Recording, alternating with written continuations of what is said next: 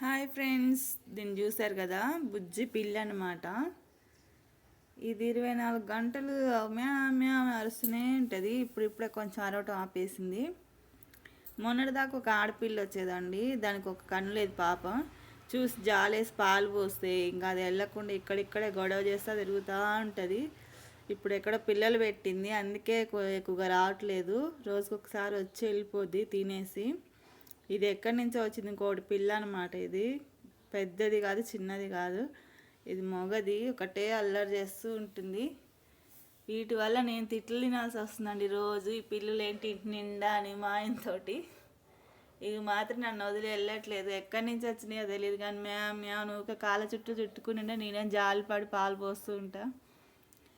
వీటి కోసం నేను కాఫీ కూడా మానేసి నా పాలు వీటికి పోసేస్తున్నాను అనమాట.